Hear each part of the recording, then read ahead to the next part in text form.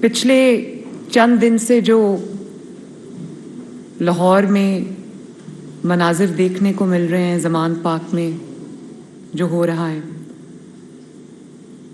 وہ کبھی پاکستان کی 75 سالہ تاریخ میں وہ مناظر کبھی کسی سیاسی جماعت کے حوالے سے نہیں دیکھے گئے۔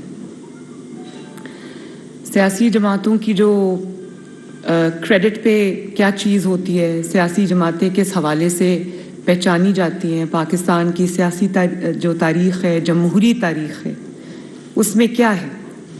ہم نے تو یہی دیکھا ہے، یہی سنا ہے کہ قربانی دی جاتی ہے کسی بھی جد و جہد کے لیے، کسی بھی سیاسی تحریک کے لیے۔ ہم نے دیکھا کہ سیاستدان ایک کاز کے لیے پھانسی کا پھندا بھی قبول کرتے ہیں، شہادتیں بھی قبول کرتے ہیں، گولیاں بھی کھاتے ہیں، جلا وطنیاں بھی برداشت کرتے ہیں، اٹک کے لے کے زندانوں میں بھی پھینکے جاتے ہیں، اور عمر قید بھی برداشت کرتے ہیں جھوٹے مقدمات کے اندر۔ یہ پاکستان نے پہلی مرتبہ پاکستان کے 75 سال میں دیکھنے کو ملا کہ ایک ایسی جماعت جو اپنے آپ کو سیاسی جماعت کہتی ہے، جس کو ٹریٹ ایک سیاسی جماعت کے طور پہ کیا جاتا ہے، ایک انسان جو اپنے آپ کو سیاسی لیڈر کہتا ہے اور سیاسی جماعتوں سے مقابلہ کرتا ہے، اس نے جو پچھلے 5 دن سے جو حرکتیں شروع کی ہوئی ہیں زمان پاک کے اندر، میں نے پاکستان کی تاریخ میں کبھی یہ نہیں دیکھا۔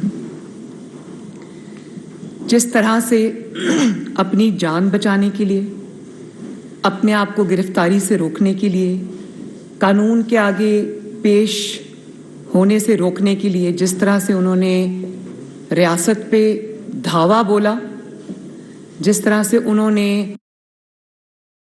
فورسز پہ، پنجاب کی پولیس پر انہوں نے اٹیک کیا، ریاست پہ اٹیک کیا، اس کے مناظر ہم نے کچھ دن سے ہم وہ naan stop T V screens کے اوپر دیکھ رہے ہیں، اور یہ ریاست کے خلاف کھلے عام بغاوت ہوئی ہے، کھلے عام، اور یہ بغاوت کا اعلان ہوا ہے وہاں سے۔ اس کی جو تفصیل ہے اس میں ہم ابھی جاتے ہیں، لیکن یہ آج سے نہیں ہو رہا، یہ میں آپ کی میموریز کو ریفریش کرنا چاہتی ہوں۔ یہ 2014 سے یہی سب کچھ جو ہے وہ ہو رہا ہے۔ وہ آپ کو یاد ہوگا، یہ وہی لوگ ہیں جنہوں نے شاہراہ دستور کے اوپر قبریں کھودی، کفن پہن کے ریاست کا مذاق اڑایا، سپریم کورٹ کے سامنے گندے کپڑے اپنے ٹانگے، اور جنہوں نے پی ٹی وی پر حملہ کیا، پارلیمنٹ پہ حملہ کیا، پولیس کے نوجوانوں کے، پولیس کے آفیسرز کے سر پھاڑے، ان کی ہڈیاں توڑی۔ وہ آپ کو یاد ہوگا جو officer D S P Junejo تھا، اس کے مناظر آج تک قوم نہیں بھولی، کس طرح ہڈیاں توڑ کے اس کو ہاسپٹل میں داخل کیا گیا، سر توڑے پولیس والوں کے،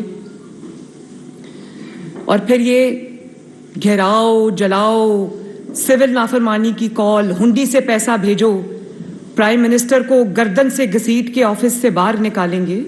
یہ 2014 میں ہوا اور تب سے آج تک ہوتا آ رہا ہے۔ فرق صرف یہ، تب یہ چیزیں چھپی ہوئی تھیں کیونکہ سہولت کار سر پہ موجود تھے، ہر سیاہ کو سفید کرنے والے موجود تھے، ہر چیز پہ گلاس اوور کرنے والے موجود تھے۔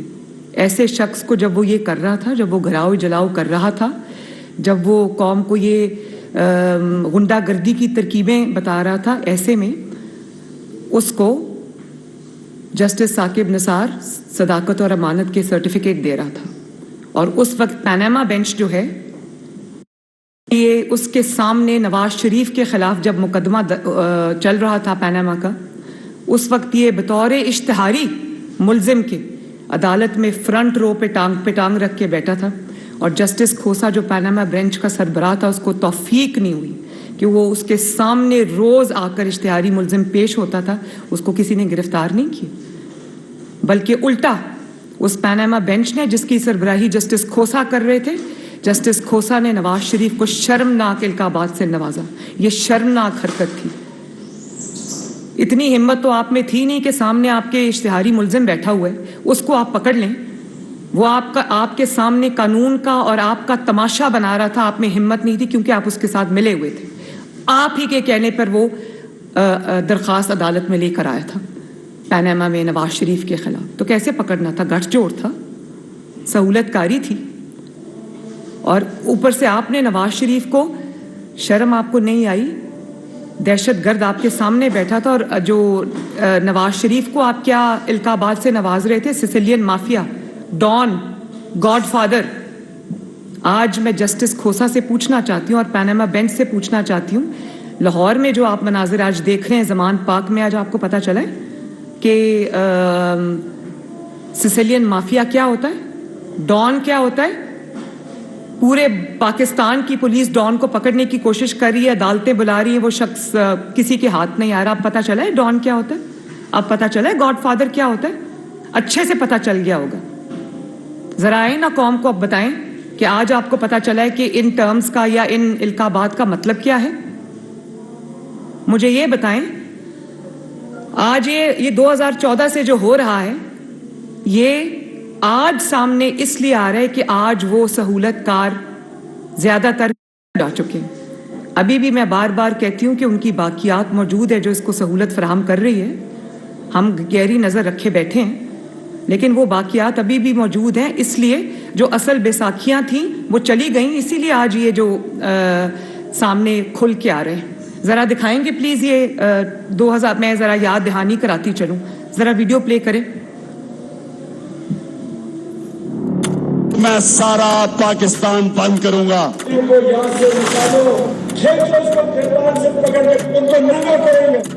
پی ٹی وی پہ بھی پہنچ گئے لوگ, سیکٹریٹ بھی آپ کا بند ہے. اسلام آباد آئی تھی, تمہیں تو ہم نے نہیں چھوڑنا. میں اپنے ہاتھ سے تمہیں پھانسی دوں گا, ٹیکس دوں گا, بجلی کے بل دوں گا, گیس کے بل دوں گا.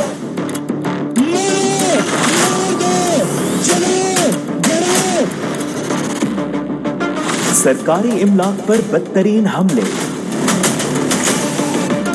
پولیس اہلکاروں پر بہیمانہ تشدد, ڈی آئی جی پر جانی حملہ, پیٹرول بموں کی بارش.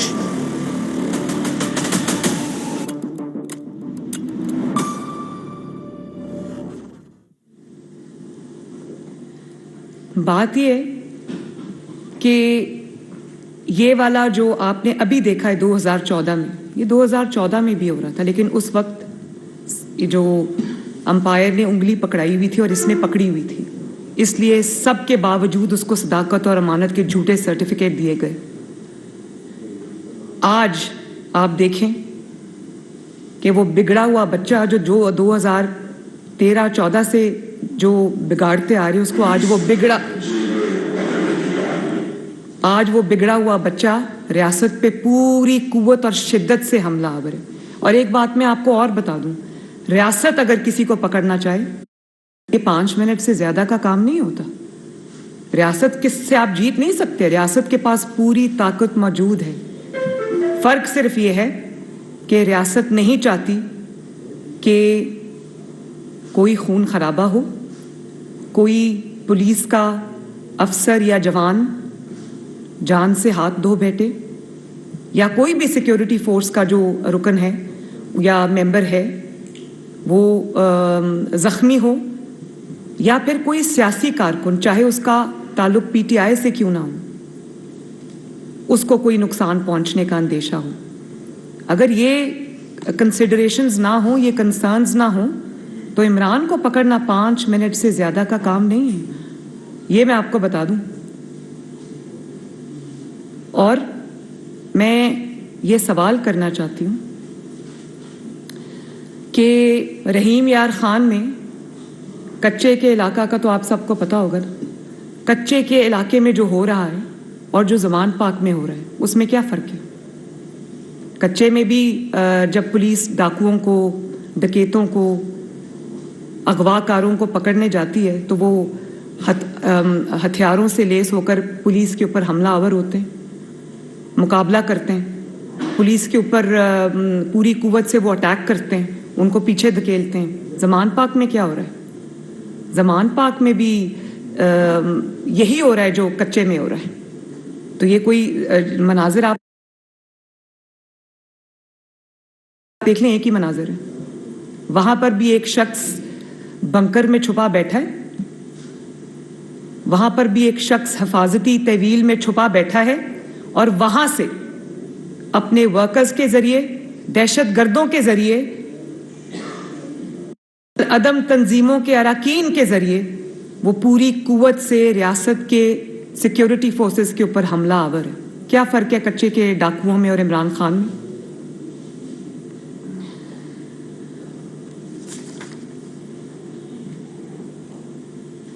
اور آپ یہ دیکھیں کہ یہ وہی شخص ہے جو آج فزیکلی ریاست کے اوپر حملہ آور ہے، لیکن ریاست کے اوپر حملہ آور یہ اب سے نہیں ہے. جب 2018 میں اس کی حکومت آئی، اسی طرح کا حملہ اس نے پاکستان کی اکانومی پہ کیا، معیشت پہ کیا. لینڈ مائنز بچھائیں، بارودی سرنگیں بچھائیں، جو آج تک جس کا خمیازہ جو ہے وہ پاکستان بھگت رہا ہے، جس کے اثرات پاکستان میں آج تک ہیں. پاکستان ابھی اس سے نجات نہیں حاصل کر سکا.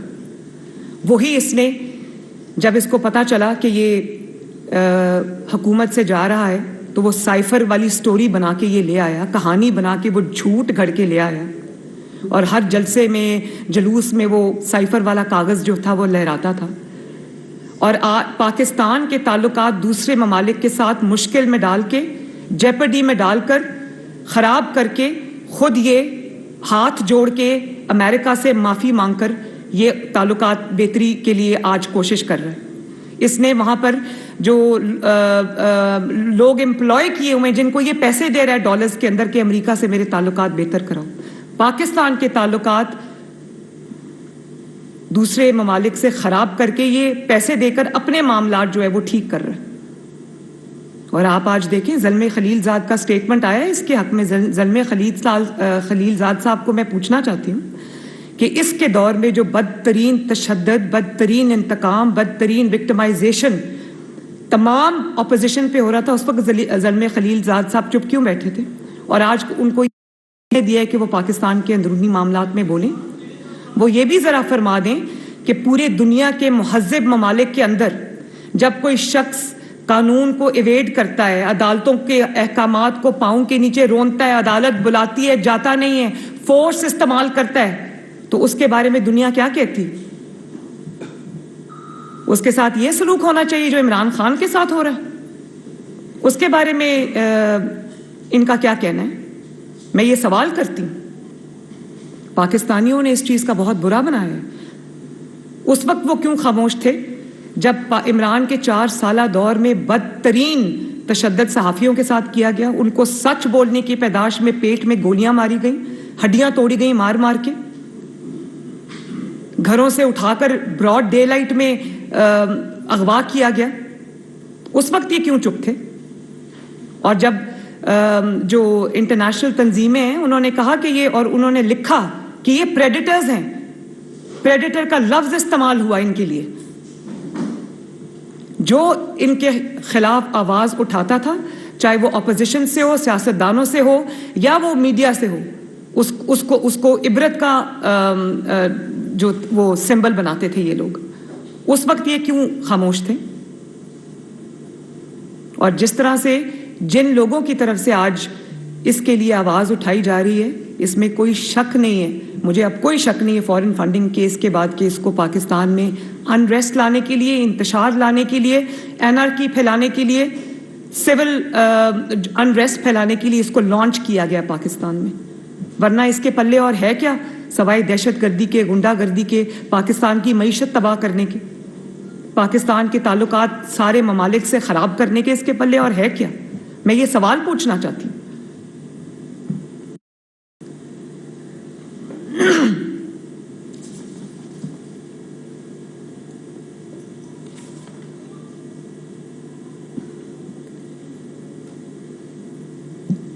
اور پھر آپ یہ دیکھیں کہ 3 دن سے انٹرنیشنل میڈیا پہ انٹرویوز دے رہا ہے، جھوٹ بول رہا ہے، پاکستان کا چہرہ داغدار کر کے بتا رہا ہے، جھوٹ بولا. اور چند ایک اینکرز نے اس کے جھوٹ پکڑے بھی. ان کو جھوٹ بول رہا ہے کہ میری تو 18 تاریخ تک میرے پاس بیل تھی. اس کے پاس کوئی 18 تاریخ تک بیل نہیں تھی. اگر 18 تاریخ تک بیل تھی تو جب کورٹ نے پولیس بھیجی پکڑنے کے لیے تو کیوں نہیں جا کے کہا بیل کا کاغذ دکھایا کہ دیکھو میرے پاس یہ بیل ہے؟ اس وقت ہاتھ سے لکھی ہوئی انڈر ٹیکنگ کیوں دے رہا ہے؟ جب بیل تھی تو انڈر ٹیکنگ کی کیا ضرورت ہے؟ وہ تو بیل کا کاغذ ہی کافی ہے. ان کو یہ جھوٹ بول کے بتا رہا ہے کہ میرے پاس بیل ہے 18 تاریخ تک. پوری دنیا کے سامنے جھوٹ بول رہا ہے. پاکستانی قوم سے تو جھوٹ بولنے کی اس کی روایت پرانی ہے. انٹرنیشنل میڈیا پہ ایک شخص امپیونٹی کے ساتھ، بے شرمی کے ساتھ، ڈٹائی کے ساتھ جھوٹ بول رہا ہے، اور وہ انٹرنیشنل میڈیا پہ اس کو پتا ہے کہ وہ چیک ہو جائے گی، اس کے پاس بیل نہیں ہے 18 تاریخ تک. اور پھر کہتا ہے یہ مجھے گرفتار کر کے بلوچستان بھیجنا چاہتے ہیں، اس لیے مجھے گرفتار کرنا چاہتے ہیں. بھائی تمہیں گرفتار کر کے بلوچستان نہیں بھیجنا چاہتے، تمہیں گرفتار کر کے عدالت میں پیش کرنا چاہتے ہیں. عدالت کیا کرے جب اس کے حکم پہ عمل درآمد کے لیے پولیس اس کو پکڑتی ہے، اور کیونکہ عدالت میں پیش نہیں ہوتا. ہر کسی کو کہتا تھا کہ بھئی اگر چوری کی ہے تو تلاشی کیوں نہیں دیتے. آپ یہ دیکھو کہ پہلے اس نے ڈیفر کرنے کے عدالتوں کے کہ مجھے پیش نہ ہونا پڑے کیونکہ کیس سارے سچے ہیں، کوئی ایک کیس بھی جھوٹا نہیں ہے. بڑا منہ کھول کے آرام سے کہہ دیتا ہے میرے پہ 100 کیسز پورے بن گئے تو ایک کیس بچاؤ تو تم پہ جھوٹا بنا ہے. میں بار بار یہ بات کہتی ہوں، ٹیرین وائٹ کیس جھوٹا ہے، فورن فنڈنگ والا کیس جھوٹا ہے. فورن فنڈنگ والا کیس اگر جھوٹا ہے تو 7 سال کیوں سانپ بن کے اس کیس پہ بیٹھے رہے؟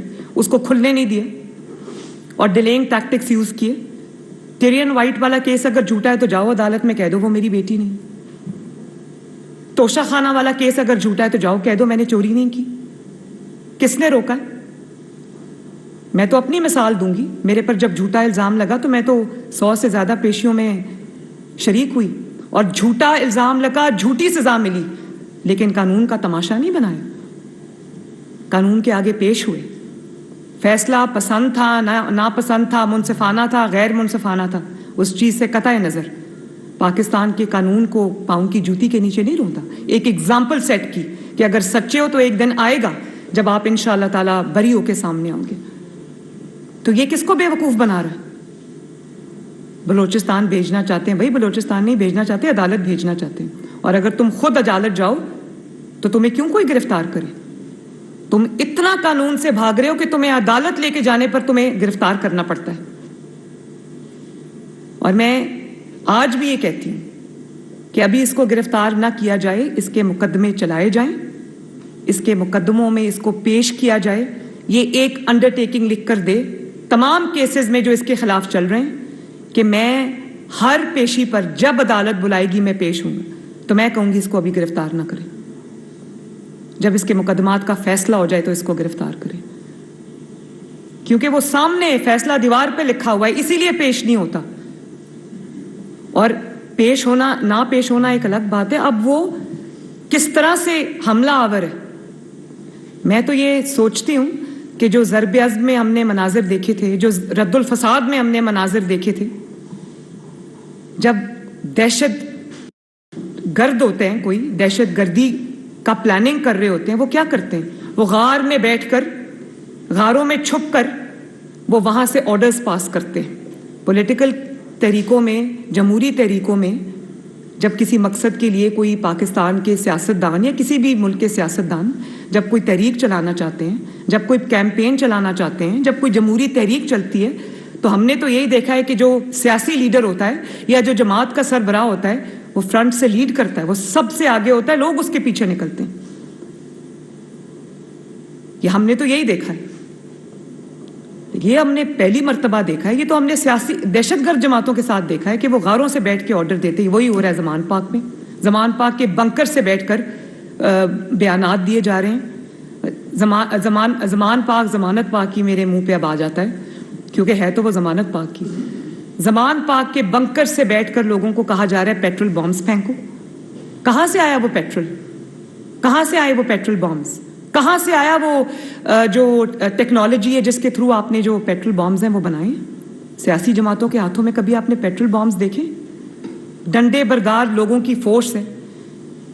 اور آپ یہ دیکھیں کہ کتنی بڑی اس نے غلط حرکت کی ہے کہ پہلے جب لانگ مارچ تھا تو کے پی سے سیکیورٹی فورسز کو لے کر آیا وہاں پر. تب اس کی خیبر پختونخوا میں حکومت تھی. وہاں سے سیکیورٹی فورسز کو لے کے آیا, وہاں سے جتھے لے کر آیا اور اسلام آباد پولیس پر حملہ آور ہوا, ان کے مقابل ان کو لا کے کھڑا کر دیا. آج کیا کر رہے ہیں؟ آج بھی یہی کر رہے ہیں. آج گلگت بلتستان میں حکومت ہے, یہ حکومتیں بناتا ہی اسی لیے کہ ان کے ریسورسز کو استعمال کرے. آج گلگت بلتستان کے اندر حکومت ہے, وہاں سے سکھ پولیس لے کر آ کر اس کو پنجاب پولیس کے مقابلے میں کھڑا کر دی. تو یہ ایک صوبے کو دوسرے صوبے سے لڑانے کی گھناؤنی سازش اگر کسی اور اللہ نہ کرے سیاستدان نے, کسی اور سیاسی لیڈر نے, کسی اور جماعت کے سربراہ نے کی ہوتی تو کیا ریاست اس طرح بیٹھ کے تماشا دیکھتی جس طرح آج ریاست بیٹھ کے تماشا دیکھ رہی؟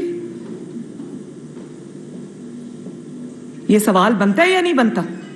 اور پھر آپ نے کل عدم تنظیموں کے لوگوں کو زمان پاک میں رہائش پذیر کیا ہوا ہے, ان کو رکھا ہوا ہے کہ اگر ریاست پہ حملے کی ضرورت پڑے تو وہ ٹرین دہشت گرد وہاں پر رکھے ہوئے ہیں. اور کل ان کی کوئی ٹاؤٹ ہے جو جرنلسٹ ہے وہ ٹویٹ ڈیلیٹ کر دی, لیکن اس نے کہا کہ لے آؤ ہیلی کاپٹر, ہمارے پاس ہیلی کاپٹر کے ساتھ نمٹنے کا بھی پورا پلان ہے. تو ہیلی کاپٹر سے نمٹنے کے لیے آپ کے پاس کیا ہوتا ہے؟ وہ کہاں سے آئے یہ سب ان کے پاس؟ اور آج وہ ابرار الحق صاحب کا میں اسٹیٹمنٹ دیکھ رہی تھی, وہ کہتے ہیں کہ ہمارے لوگ خود کش حملہ آور بن گئے. حیرت ہے. دہشت گرد تنظیموں کو دیکھا ہوا تھا کہ وہ لوگوں کو ٹرین کیا کرتی تھیں کہ ہتھیار ایسے چلاتے ہیں, پیٹرول بام ایسے پھینکتے ہیں, خود کش حملہ آور جیکٹس پہناتی تھی, ان کی برین واشنگ کرتے تھے, ان کو لانچ کرتے تھے. بھئی اپنے بچے تمہارے لندن میں محفوظ مقامات پہ بیٹھے ہیں, گل چھرے اڑا رہے ہیں. ابھی وہ ویڈیو دیکھی, تینوں بچے اس کے کوئی جگہ جا رہے ہیں اور عیش و عشرت کی زندگی گزار رہے ہیں, اور پاکستانی بچوں کو تم پیٹرول بامز ہاتھ میں دے کر ان کو کہتے ہو کہ ریاست کے اوپر حملہ کرو, پولیس کے جوانوں پہ حملہ کرو, پولیس کے افسران پہ حملہ کرو. شرم نہیں آتی تمہیں یہ حرکت کرتے ہوئے؟ اور پھر آپ نے وہ آڈیو سنی جس میں یاسمین راشد صاحبہ یہ کہہ رہی ہیں کہ میں ٹکٹ نہیں دوں گی. آج کل ہم ٹکٹس کے لیے انٹرویوز کریں, سیاسی جماعتیں جب ٹکٹس کے لیے انٹرویوز کرتی ہیں تو کیا پوچھتی ہیں؟ سیاسی جماعتیں جب ٹکٹس کے لیے انٹرویوز کرتی ہیں اپنے کینڈیڈیٹس کے تو ان کو یہ کہتی ہیں کہ بتاؤ آپ نے کتنی خدمت کی, بتاؤ آپ کتنا اپنے حلقے کے لوگوں کے لیے, آپ نے وہاں پانی کے لیے, صاف پانی کے لیے کیا کام کیا, سڑکیں کتنی بنوائیں, کتنی خدمت کی, کتنا آپ اپنے فرض اور ذمہ داریاں نبھاتے رہے, تو آپ کو ٹکٹ ملے گا. یہاں کیا پوچھا جا رہا ہے؟ یہاں یہ کہہ رہے ہیں کہ جتھے جو لائے گا اور ریاست سے لڑائی کرے گا اس کو ٹکٹ ملے گی, جو جتنے پیٹرول بامز چلائے گا اس کو ٹکٹ ملے گی, جو جتنی ڈنڈا بردار فورس لے کر آئے گا اس کو ٹکٹ ملے گی, جو جتنا بڑا دہشت گرد ہوگا اس کو ٹکٹ ملے گی. میں نے تو پاکستان کی تاریخ میں کم از کم یہ نہیں دیکھا. ذرا ویڈیو چلائیں پلیز. مجھے جیل میں پکڑنے کے لیے آ گئی ہے باہر, آپ نے جدوجہد کرنی اور نکلنا ہے باہر. خان صاحب نے کیا ہے سارے ایم پی ایم ایل ایز نو ایم کو فون کرو, پہنچن بندے لے کے پہنچن, انہوں نے کال کیا جو میرے والوں جڑا نہیں پہنچا میں کوئی ٹکٹ نہیں دینا. سرکاری املاک پر بدترین حملے, پولیس اہلکاروں پر بہیمانہ تشدد, ڈی آئی جی پر جانی حملہ, پیٹرول بموں کی بارش. پیٹرول بامز پھینکنا شروع کر دیے ہیں لوگوں نے. وہ اب اس پہ ہمارے سچویشن یہ ہے کہ کچھ مر جائیں گے لوگ, ابھی کوئی پولیس والے مر جائیں گے. مجھے ایسے نوجوان ملے ہیں, انہوں نے کہا ابرار بھائی ہم خود کش بننے کے لیے تیار ہیں. بار بار مہلت ملنے اور عدالتوں سے ریلیف لینے کے باوجود عمران خان گرفتاری کیوں نہیں دے رہے؟ ذرا سوچئے. پولیس سن لیا آپ نے, وہ کہہ رہے ہیں کہ ہمیں ایسے نوجوان ملیں جو خود کش حملے کے لیے تیار ہیں. تو اب اس میں کسی کو کوئی شک و شبے کی گنجائش رہ گئی ہے کہ یہ ایک سیاسی جماعت نہیں بلکہ ایک عسکری جماعت ہے جو ایک نیفیریس ایجنڈا لے کر, پاکستان کی تباہی کا ایجنڈا لے کر, پاکستان کے اندر خانہ جنگی کا ایجنڈا لے کر فورن قوتوں کے یہ لانچ ہوئے ہیں کہ نہیں چلنے دینا ملک کو, کچھ بھی ہو جائے نہیں چلنے دینا. اب زمان پاک کے ارد گرد جو ہو رہا ہے, کیا وہاں کے رہائشیوں کو تکلیف نہیں ہو رہی؟ پولیس وہاں پر سڑکیں جب بلاک ہوتی ہیں, جب اس قسم کے لوگ ہوتے ہیں, جب اس قسم کی وہاں پر ایکٹیویٹیز ہوتی ہیں تو کتنا عوام کو وہاں پر تنگی کا سامنا کرنا پڑتا ہے, لوگ کتنے ڈسٹربنس ہوتی ہے وہاں پر, لوگ بچے اسکول نہیں جا سکتے. اور ریاست جو ہے وہ बेबस होकर तमाशा देख रही है। एक शख्स ने पूरे कानून को, आइन को, पूरे उसको अपने पाँव की जूती के नीचे रखा हुआ है और उसको आप ये देख लें, आज भी उसको जो वारंट्स है वो सस्पेंड हो गए। भाई ज़रूर करे सस्पेंड, आपने करने हैं तो, लेकिन मैं क्या पूछती हूँ, क्या यही सहूलत पाकिस्तान की बाकी सियासी जमातों को हासिल है? यही सहूलत नवाज शरीफ को हासिल है? मैं ये सवाल पूछती हूँ कि ये तफरीक क्यों है?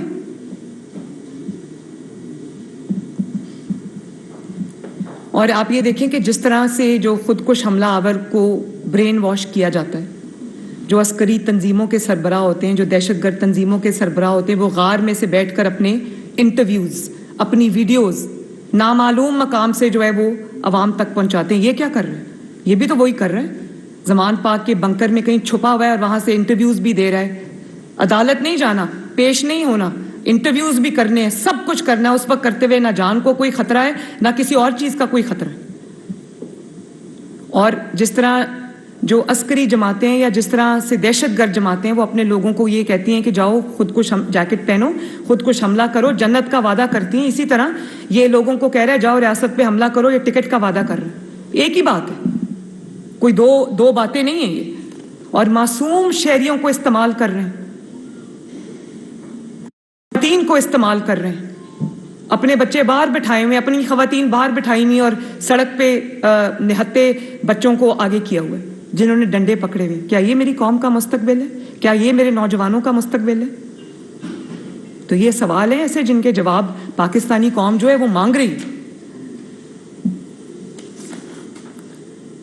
टिकट लेते हुए ये पूछेंगे कितने नौजवानों के, कितने पुलिस वालों के सर तोड़े, कितनी पुलिस वालों की हड्डियां तोड़ी।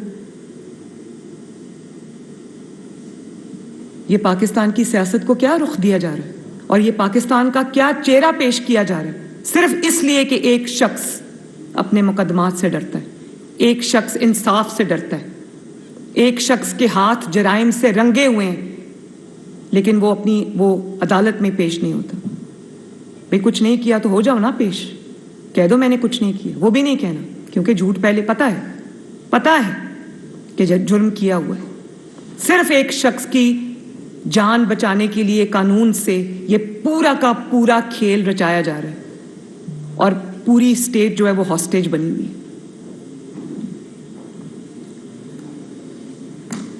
तो मैं आज ये जो सवालात कौम के सामने रखे हैं, ये हर जी शऊर पाकिस्तानी के सवालात हैं जिनका जवाब जो है वो कौम मांग रही है। शुक्रिया। जी मैं सबको देंगे। इब्राहिम लकी साहब। कंप्रोमाइज्ड है, पॉलिटिशियन कंप्रोमाइज्ड हैं, एस्टेब्लिशमेंट कंप्रोमाइज्ड है, जुडिशरी कंप्रोमाइज्ड है। तो इस सब में जमहूरियत कैसे फुलेगी? अगर 2018 का अगर रीप्ले हो जाता है, अगर इफ एंड बट की बात है, तो जमहूरियत हमारी कैसे फुलेगी? ये जो मैंने अभी पूरा मुकदमा आपके सामने रखा, जमहूरियत के आगे बढ़ने का एक ही तरीका है कि गैर जमहूरी जो लोग हैं, जो किसी एजेंडा के तहत लॉन्च किए गए हैं, उनका हिसाब किताब हो, उनका पूरा कच्चा छट्टा आवाम के सामने लेकर आएं, और अगर वो अकाउंटेबिलिटी से भागते हैं तो उनको पकड़ के अदालतों में पेश किया जाए। और इसमें मैं अदालतों को भी ये कहूँगी कि आपको इंसाफ करना चाहिए।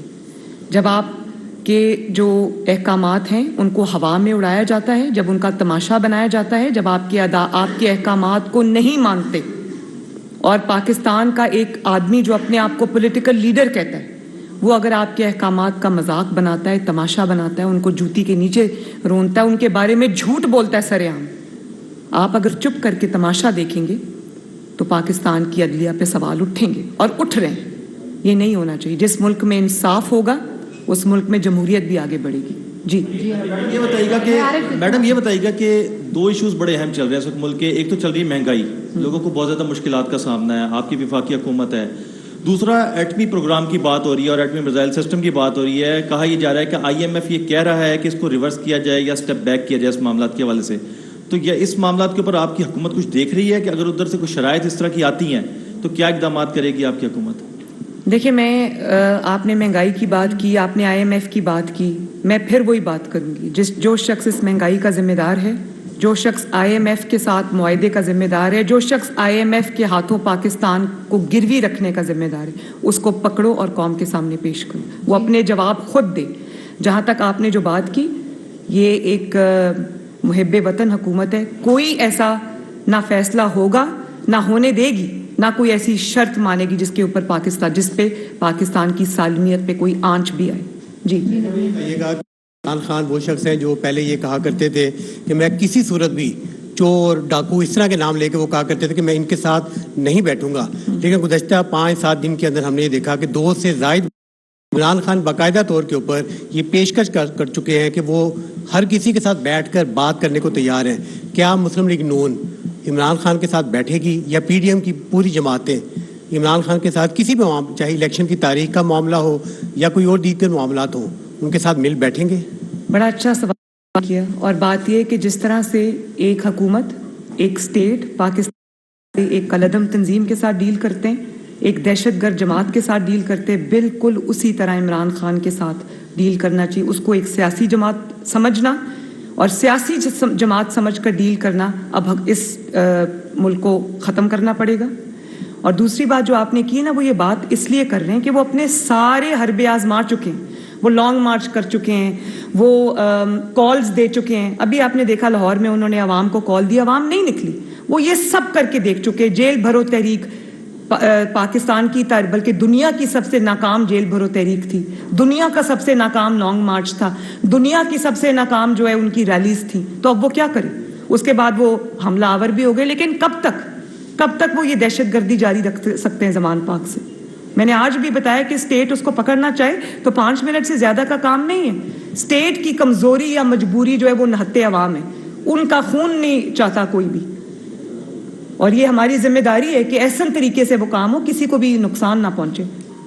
تو اب سب کچھ کیونکہ فیل ہو چکا ہے, تو آج میں حکومت کے ساتھ بیٹھنے کو تیار ہوں. یہ حکومت کو چاہیے کہ بالکل اس طرح اس کے ساتھ ڈیل کرے جس طرح دہشت گردوں کے ساتھ ڈیل کرتی ہے. چلی آپ کے پاس ہے, حکومت آپ کے پاس ہے, تو آپ ریاست سے سوال پوچھ رہے ہیں کہ ریاست اتنی بے بس کیوں ہے. ہم آپ سے سوال پوچھنا چاہ رہے ہیں کہ آپ اتنے بے بس کیوں ہیں, جبکہ پتہ ہے اطلاعات موجود ہیں کہ زمان پارک میں کالعدم تنظیموں کے شرپسند عناصر موجود ہیں, تو آپ اتنے بے بس کیوں ہیں, کوئی کارروائی کیوں نہیں کر رہی وفاقی حکومت؟ میں نے آپ کو بتایا کہ میری ذمہ داری پارٹی کی ہے, لیکن بطور شہری میں یہ سوال ریاست سے پوچھ سکتی ہوں, حکومت سے پوچھ سکتی ہوں. میں حکومت کا حصہ نہیں ہوں, میں یہ سوال پوچھ سکتی ہوں. however مجھے اس بات کا علم ہے کہ حکومت کی جو کمزوری ہے وہ کمزوری نہیں ہے, وہ اس کی کنسرن ہے جو اس کے عوام کے لیے, کہ وہاں پر کسی کی بھی جان نہ جائے, کوئی وہاں پر کیجولٹی نہ ہو, کوئی ایسی سچویشن نہ ہوئے جہاں پر کسی کو کوئی نقصان پہنچنے کا اندیشہ ہو. ورنہ 5 منٹ سے زیادہ کا کام نہیں ہے, میں سمجھتی ہوں اس بات کو. جی مریم صاحبہ, یہ بتائیے گا کہ آپ نے ابھی مطالبہ پچھلے دنوں کیا ہے کہ جنرل فیض کا کورٹ مارشل کیا جائے.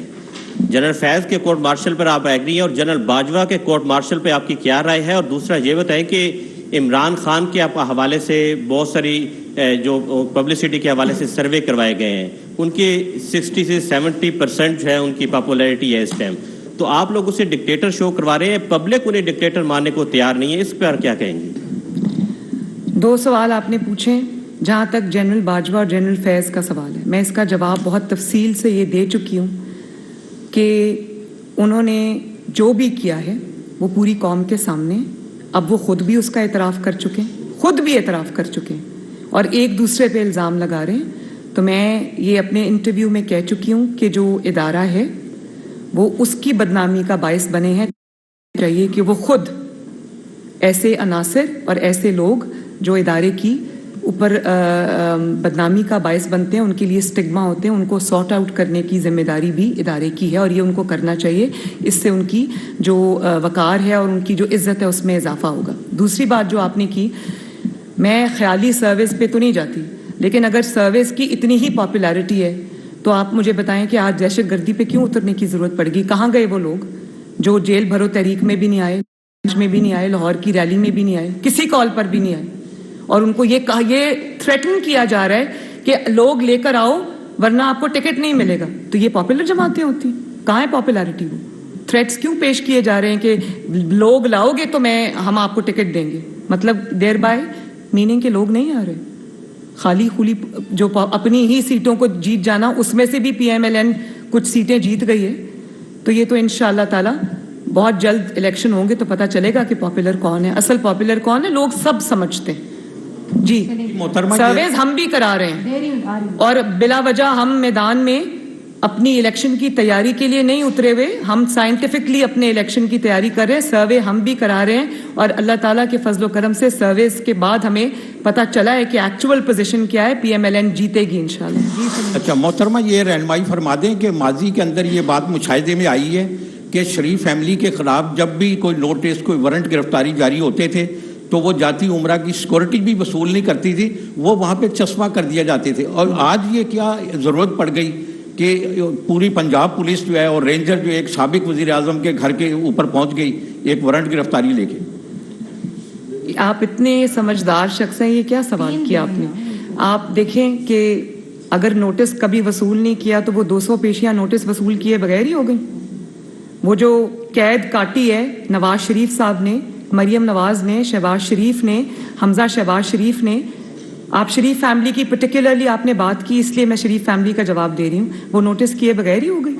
और ये जो आप कह रहे हैं कि रेंजर्स आ गए, पुलिस आ गई, ये इसलिए आ गए कि वहां पर एक शख्स को घसीट के कहा जा रहा है अदालत चलो, वो अदालत नहीं जा रहा, जबकि जिन शरीफ फैमिली का मैंने नाम लिया वो चारों अदालतों में हर पेशी पर पेश हुए, किसी एक पेशी पे नहीं।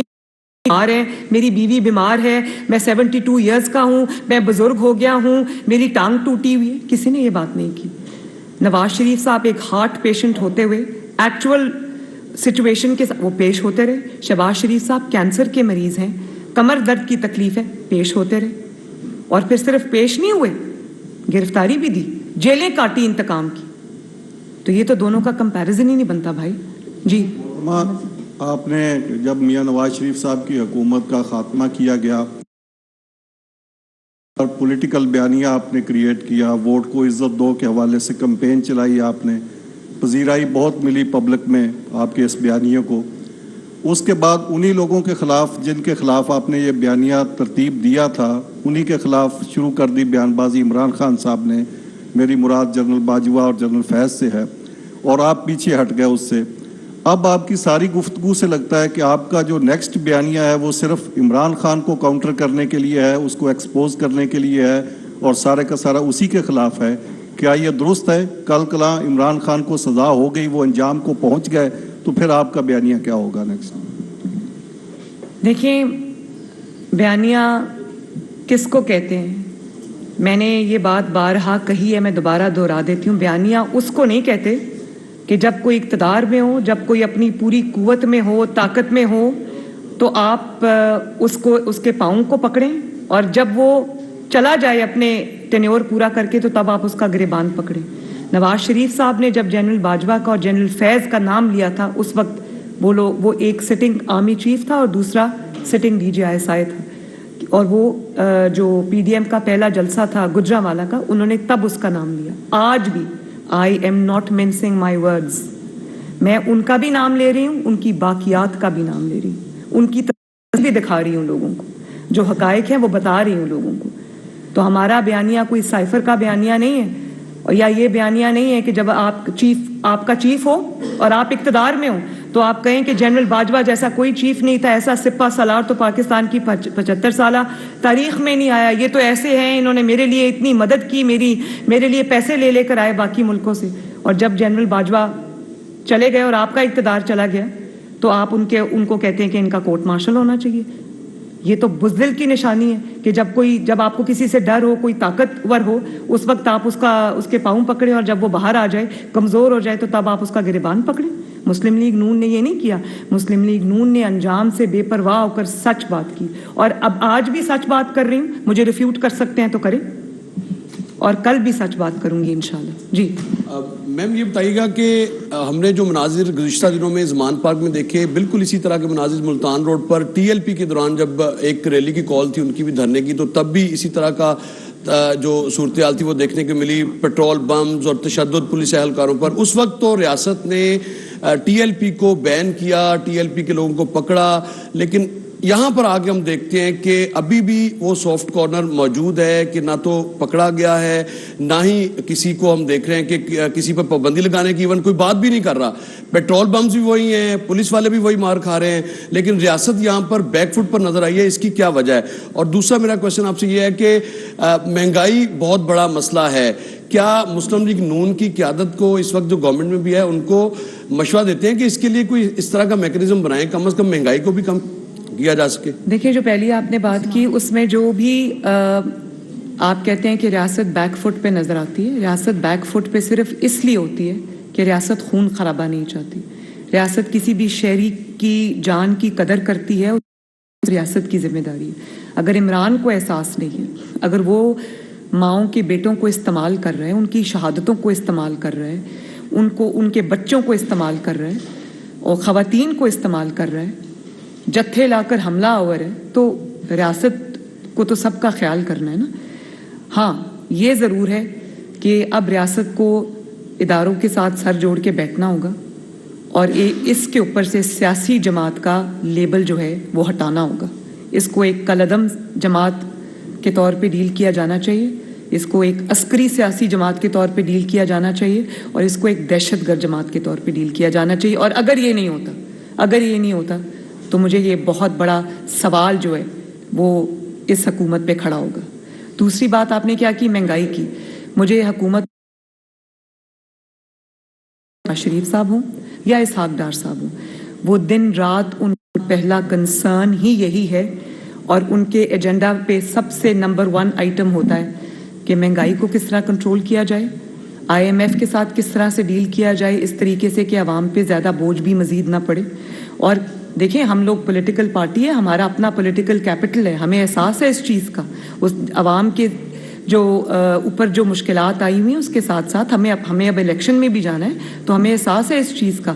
مجھے علم ہے اس چیز کا کہ شہباز شریف صاحب 6 بجے اٹھ کر جو ہے وہ اپنا کام شروع کرتے ہیں, رات کو 12 بجے تک وہ کام کرتے ہیں, اور یہ ان کے پہلے ایجنڈا کے اوپر پہلے نمبر پہ ہے چیز.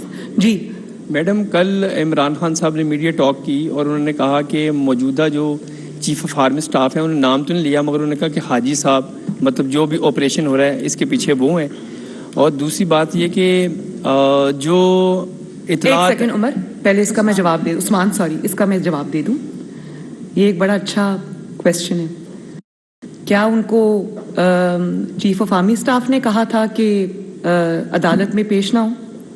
کیا چیف آف آرمی سٹاف نے کہا تھا کہ گھر کے بنکر میں چھپ کے بیٹھ جائیں اور جب عدالت بلائے تو کہہ دیں میری ٹانگ ٹوٹی ہوئی؟ کیا چیف آف آرمی سٹاف نے ان کو کہا تھا کہ پچھلے 5 مہینے سے ٹانگ پہ پلاسٹر چڑھا کے بیٹھ جائیں؟ کیا انہوں نے چیف آف آرمی سٹاف نے ان کو کہا تھا کہ آپ جو ہے وہ عدالت جب بلائے تو کہہ دے میری جان کو خطرہ ہے؟ بھائی یہ بات کوئی پولیٹیکل وکٹمائزیشن نہیں ہے, 1 پوائنٹ ایجنڈا. عدالت بلا رہی ہے, پیش ہو جاؤ, تمہیں کوئی گرفتار نہیں کرے گا. تو کیا یہ بزدلی کا جو آئیڈیا تھا یہ ان کو چیف آف آرمی سٹاف نے دیا تھا؟ بات یہ ہے کہ جب آپ کے پاس اپنا جواب نہیں ہے, جب آپ کے اپنے جرائم سے ہاتھ رنگے ہوئے ہیں, جب آپ کا قصور اپنا ہے, تو اس کے لیے آپ جتنے مرضی اسکیپ گوڈز ڈھونڈ لیں, اس کا کوئی فرق نہیں پڑتا. جی جو اطلاعات ہیں جو بتائی بھی گئیں حساس اداروں کی جانب سے کہ وہاں پر دہشت گرد آئے ہوئے ہیں جن کا تعلق جمرود سے کوئی علاقہ بتایا جا رہا ہے, ان کا نام بسم اللہ بھی بتایا جا رہا ہے کہ وہ 300 لوگ لے کر وہاں پہنچے ہیں. پوری ریاست نے ہم نے دیکھا کہ یہاں پر قانون نافذ کرنے والے اداروں نے شہادتیں دی دہشت گردی کے خلاف آپریشن میں. کیا ریاست کو اپنا ایکشن خود نہیں لینا چاہیے کہ ہماری فورسز اتنی اسٹرانگ ہیں کہ ان کو پتہ کہ کس طرح آپریشن کرنا ہے؟ اس میں ویکنس نظر آئی ہے. بے شک وہ آپریشن, عثمان یہ بات ٹھیک ہے, یہ بالکل ٹھیک ہے کہ وہاں دہشت گرد چھپے ہوئے ہیں. میں نے تو تصاویر بھی دیکھی ان دہشت گردوں کی جو زمان پاک میں اس وقت پناہ لیے ہوئے ہیں. لیکن دیکھیں, ریاست کی پھر مجبوری, وہاں صرف دہشت گرد اور جتھے والے لوگ نہیں, وہاں پر کچھ معصوم پولیٹیکل ورکرز بھی ہیں جن کو گمراہ کر کے لایا گیا ہے وہاں پر, وہ بھی وہاں پہ ٹریپڈ ہے. تو ان کی حفاظت کی ذمہ داری ہماری, اور ہم نہیں چاہتے کہ چاہے وہ پولیٹیکل پارٹی کا کارکن, PTI کا کارکن ہو, اس کو کوئی گزند پہنچے. وہ معصوم لوگ ہیں, وہ استعمال ہو رہے ہیں ایک چور کی چوری بچانے کے لیے, اس کی بزدلی پر پردہ ڈالنے کے لیے وہ لوگ. اور شرم آنی چاہیے ایسے سیاسی لیڈر کو جو اپنے آپ کو سیاسی لیڈر کہتا ہے کہ اس نے مار کھانے کے لیے لوگوں کے بچوں کو, ماؤں کے بیٹوں کو اور خواتین کو, گھر کی خواتین کو آگے کیا ہوا ہے, خود وہ چھپ کے بیٹھے. اتنی ناموشی کی بات ہے کہ میں نے تو پہلے کہا تھا کہ اگر میرا لیڈر ایسا ہو یا میرا والد ایسا ہو میں تو شرم کے مارے کسی کو منہ بھی نہ دکھا سکوں. یہ ایک نئی روایت ہم نے سیاست میں دیکھی اور کتنی یہ شرم کی بات ہے. پولیٹیکل لیڈرز تو سامنے سے لیڈ کرتے, گھروں میں چھپ کے تو نہیں بیٹھتے. لوگوں کو کہا گرفتاری کرو, جیل بھرو, خود بیلیں بھرتے رہے اپنی. تو لوگوں کے بچوں, ماؤں کے بچے فالتو آئے ہوئے ہیں. ماؤں کی گودیں جو اجڑیں, وہ جو ذل شاہ ہے اس کی ماں سے پوچھو نا آج, اور پوچھو کہ تمہارا بیٹا کیوں شہید ہوا ہے. وہ ایک چور کی چوری بچانے کے لیے لوگوں کے بچوں کو استعمال کر رہے ہیں, پھر ان کی موت کو بھی استعمال کرتے, ان کی شہادت کو بھی استعمال کرتے. شرم آنی چاہیے. جی آپ کی تمام سپیچز جو ہم سنتے ہیں وہ عمران خان سے لے کے شروع ہوتی ہے اور اسی پہ ختم ہوتی ہے. عمران خان کو سنتے ہیں تو ان کی جو جتنی سپیچز ہوتی ہے وہ حکومت کے اگینسٹ ہوتی ہے, پی ایم ایل این کے اگینسٹ ہوتی ہے. تو یہ تاثر نہیں دیا جا رہا کہ یہ دو پولیٹیکل پارٹیز کی ایگوز کی وجہ سے عوام جو ہے وہ پس رہی ہے؟ بیٹا میری کوئی ایگو نہیں, اور میں آپ کو یہ بہت بار یہ کہہ چکی ہوں کہ اگر میرے بس میں ہوتا تو میں کبھی عمران کا نام بھی نہ لیتی. یہ اتنا, میں کیا کہوں کہ یہ اتنا اس قسم کا انسان ہے کہ مجھے اس کے خلاف بات کرتے وقت اپنے لیول سے نیچے آنا پڑتا ہے. لیکن جب پاکستان کی جو ہر بیماری ہے اس کی جڑ عمران خان ہے. پاکستان کو کوئی آج ایکسٹرنل تھریٹ نہیں ہے, پاکستان کو انٹرنل تھریٹ ہے. پاکستان کو انسٹیبلٹی کا تھریٹ ہے. انسٹیبلٹی بریڈنگ گراؤنڈ ہوتی ہے ہر اس پرابلم کے لیے جو آج پاکستان فیس کر رہا ہے. تو اس پرابلم سارے تانے بانے جب عمران سے ملتے ہوں, معیشت کی تباہی کا وہ ذمہ دار ہے, آئی ایم ایف کی ڈیل کا وہ ذمہ دار ہے, لا قانونیت کا وہ ذمہ دار ہے, توشہ خانہ چوری کا وہ ذمہ دار ہے, فارن فنڈنگ پاکستان میں لا کر غیر قانونی طور پہ اس کو پاکستان کی ڈی سٹیبلائزیشن کے لیے خرچ کرنے کا وہ ذمہ دار ہے.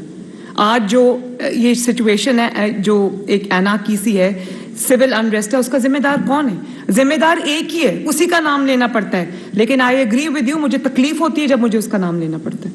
یہ ایگوز کی جنگ نہیں ہے, یہ سچ اور جھوٹ کی جنگ ہے. میرا فرض ہے بطور پاکستانی, بطور ایک جماعت کی رکن کے, کہ میں جو سچ ہے وہ قوم کو بتاؤں. جی مریم نواز صاحبہ, یہ فرمائیے گا کہ پی ٹی آئی کے جن لوگوں نے پنجاب اسمبلی میں فلور کراسنگ کی اور مسلم لیگ نون کو سپورٹ کیا, مسلم لیگ نون اب عام انتخابات میں ان کو ٹکٹس دے گی؟ کیونکہ ماضی میں ضمنی انتخابات میں مسلم لیگ نون یہ تجربہ کر چکی ہے کہ انہی لوگوں کو ٹکٹس دے کے وہ ہار چکے ہیں. کیا دوبارہ یہ تحریر دوبارہ دہرایا جائے گا؟ دوسرا یہ فرمائیے گا کہ اطلاعات ہیں کہ نواز شریف صاحب پاکستان نہیں آ رہے. اگر پاکستان نواز شریف صاحب نہیں آتے تو مسلم لیگ نون ان کے بغیر الیکشن میں جائے گی اور اپنا مطلوبہ رزلٹ حاصل کر سکے گی؟ آپ کی جو دوسرے سوال کا جواب میں پہلے دے دوں, آپ کی اطلاع درست نہیں ہے. نواز شریف صاحب بہت جلد پاکستان آئیں گے اور اپنی الیکشن کیمپین کو وہ انشاءاللہ تعالی لیڈ کریں گے. جو پہلا سوال آپ نے کیا وہ یہ ہے کہ دیکھیں, بات یہ ہے کہ کائنڈلی کراس ٹاک نہ کریں.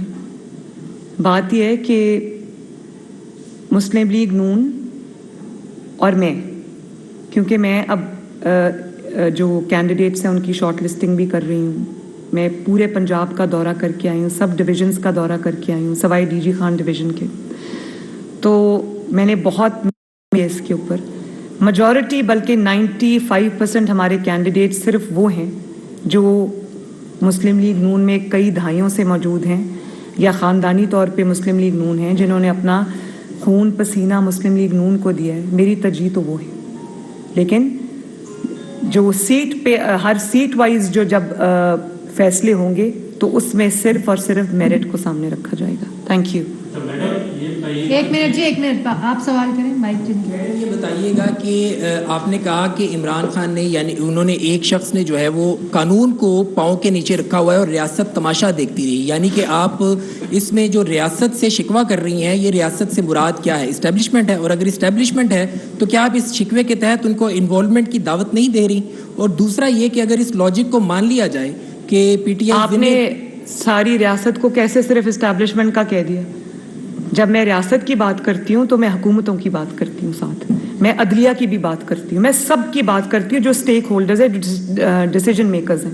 اس میں ہماری گورنمنٹ جو ہے وہ سب سے بڑی اسٹیک ہولڈر ہے. دوسرا یہ کہ تو ریاست سب का नाम है जी। दूसरा ये कि अगर अच्छा आपका उनका सवाल रह गया, सॉरी। एक मिनट जी। दूसरा मेरा यह है कि अगर इस लॉजिक को तस्लीम कर लिया जाए कि जी पीटीआई अपनी ही जीती हुई सीटों पर जीती है ज़िमनी इंतखाबात में, अगर इस दलील को मान लिया जाए तो वो 2018 में 100 से ज़ायद सीटों पर जीती थी, तो आइंदा इलेक्शन में अगर अपनी ही सीटों पर वो दोबारा जीत जाती है तो अक्सरियत में तो फिर पीटीआई आ जाती है। तो इस दलील को हम इसी तरह मान लें। बात यह है कि 2018 में उनको जिताया गया था, वो जीते नहीं थे, और बहुत सारी सीट्स ऐसी हैं जहां पर जोड़ तोड़ हुई पूरी आपके सामने, पूरी दुनिया के सामने। मुस्लिम लीग नून के, आपको याद है वो जो कह रहे थे महकमा ज़राअत और थप्पड़ का निशान भी दिखा रहे थे, कैंडिडेट थे, उनको कहा गया कि टिकट वापस कर दो, उन्होंने कहा कि नहीं।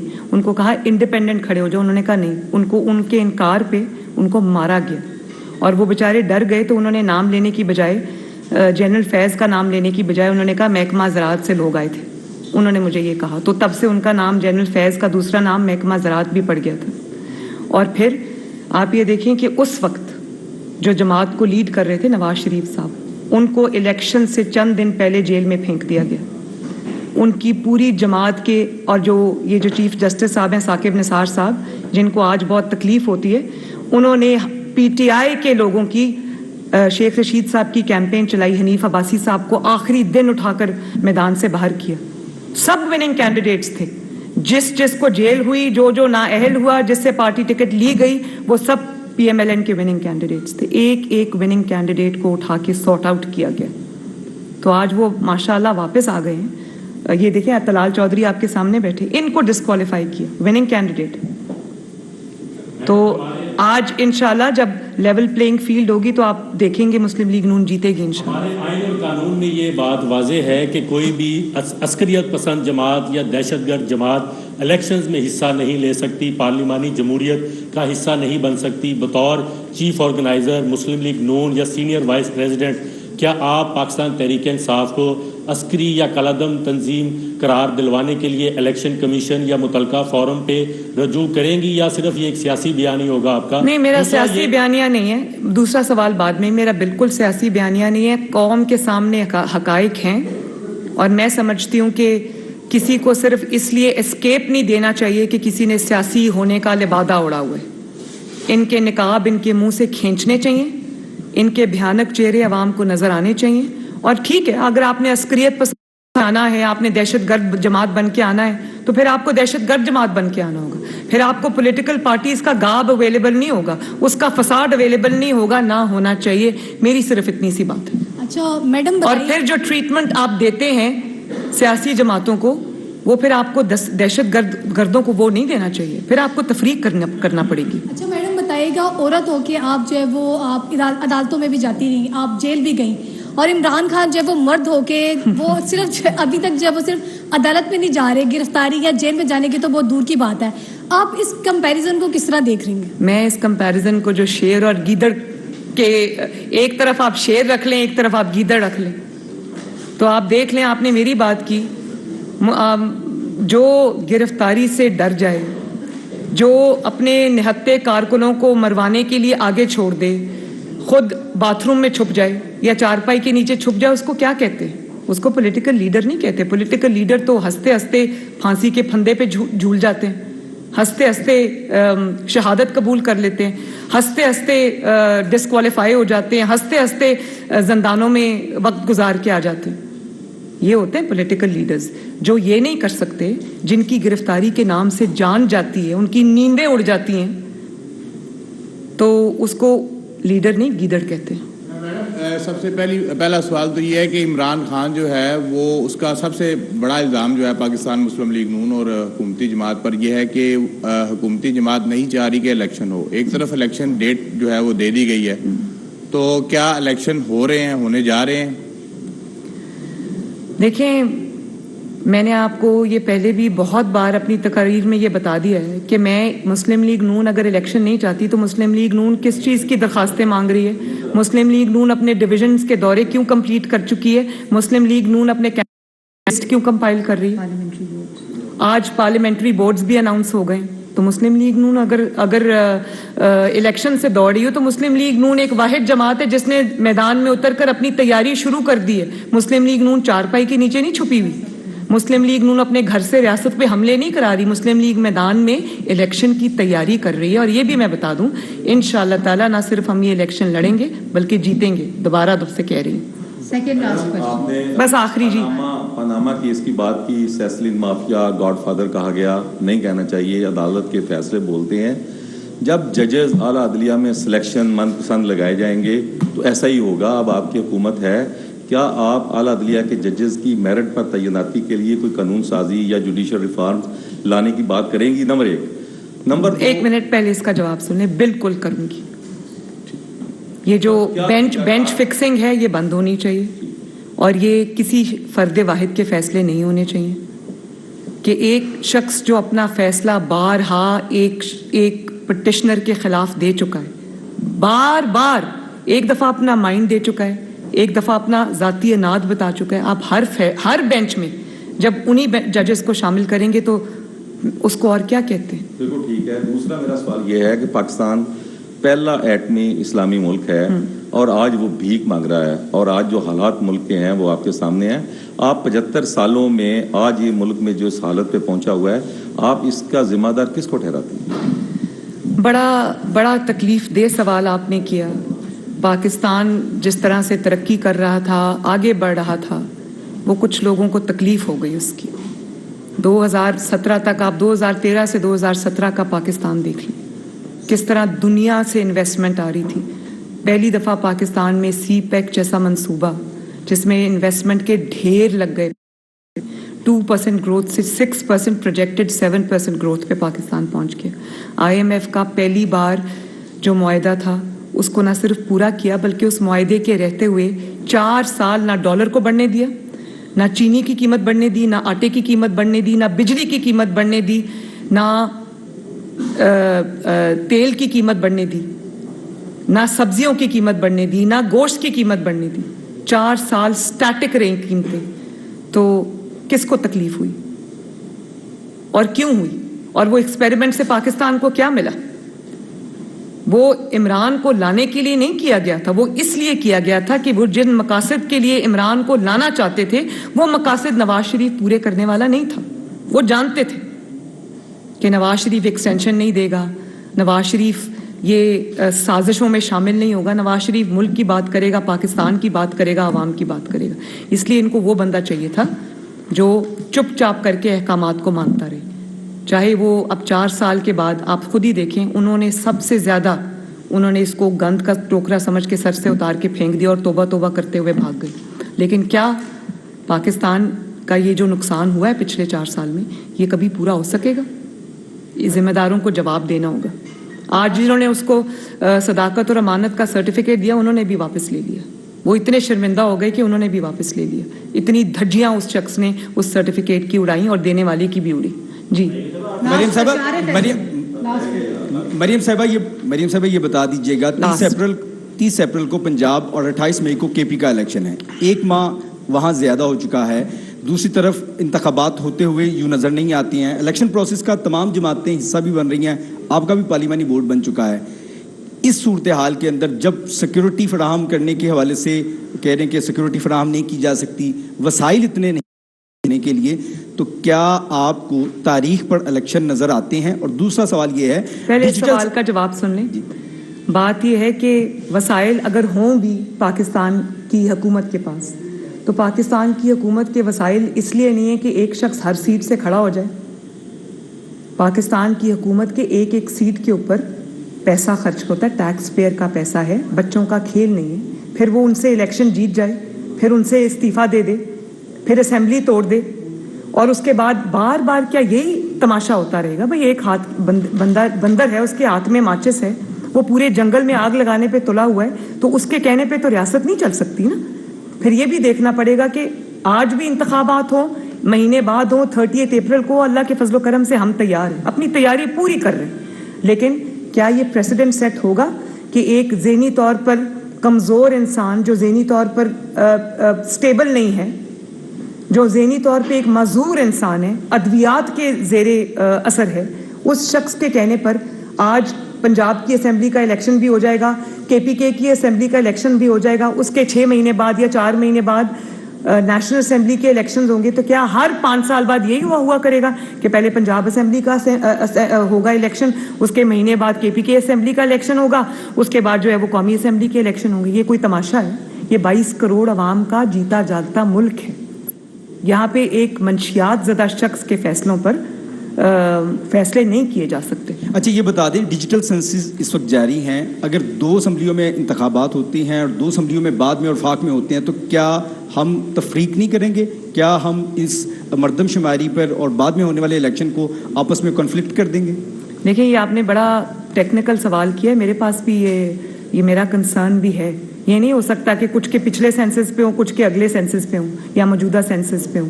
یہی جو ٹیکنیکل چیزیں ہیں وہ ان کا فیصلہ کرنا پڑے گا, اور یہ میرا خیال ہے کہ جو کنسرنڈ ادارے ہیں وہ سب یہ چیزیں ضرور کنسیڈر کر رہے ہوں گے. بہرحال میں ریپیٹ کرنا چاہتی ہوں, الیکشن اپریل میں ہوں, مئی میں ہوں, جون میں ہوں یا اکتوبر نومبر میں ہوں, انشاءاللہ تعالیٰ PMLN پورا مقابلہ کرنے کے لیے تیار ہے. بہت بہت شکریہ. چیف آرگنائزر مسلم لیگ نون مریم نواز